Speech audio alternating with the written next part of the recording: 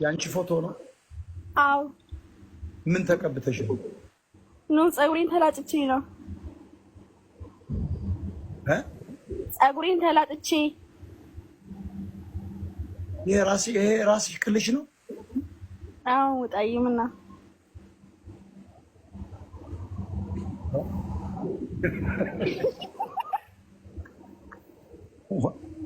የት ሀገር ሰው ነሽ? የት ሀገር ሰው ነሽ? ጎጃም። ኧረ ውሸት ነው። እውነት ሙጣ። ያገው ልጅ ነሽ? አረ እንትን ደንበጫ። ደንበጫ እኮ ኦሮሞ ምንም አለ። አይ እኔ ደንበጫ ወደ እንትን ጋር ከፍ ብሎ ደንበጫ ምን ነበረ? ቆይ ይሄ ራስሽ አንቺ ነው ተላጭቸው ነው ያለሽ? አዎ። ምን ነው ሞጣይ?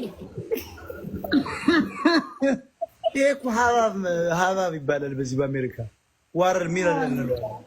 ይሄ ራስሽ ነው እንደ ሞጣይ ብዙ ሰው ሙድ እያዘብኝ ነው። ግን እኔ እስኪ በቪዲዮ ግቢ ነው አሁን ያለበት ቦታ ስለማይመች ነው እንጂ ገባለሁ እኮ ብዙ ጊዜ አይተነካከስ። አዎ ሞጣይ። የት ነው የምትኖሪው? ዱባይ። የዱባይ ሰው ምን ይላል? ይሄን ራስሽ ሲያይ ምን ይላሉ? ምን ሆነሽ ነው ምናምን ይሉኛል። አንዳንዶቹ ይስቁብኛል። በምንድን ቴክኖሎጂ ነው እንደዚህ ያደረግሽው? አቴ እንደዚህ ነው ጭንቅላቷ። ይደብራል እንዴ ሞጣዬ? ኧረ እኔ ምን የሰው እግዚአብሔርን ፍጥረት እኔ ምን አገባኝ? ለነገሩ እግዚአብሔር በቃ እረፍት ለማረፍ ሲል አነስነሳ ላለ መላእክት ሰጥቶ የሰራሽ ይመስለኛል እኮ። ግን ለምንድን ነው ሰው የሚሳደበው? አንተ ስለምን ትስቅብኛለህ? ለሚካኤል የሰሩሽ ይመስለኛል። ኧረ እነሱ ሳያል ናቸው። እነ ፋኑኤል ምናምን የሰሩሽ ይመስለኛል። እግዚአብሔር እንደው ትንሽ ሲሰለችው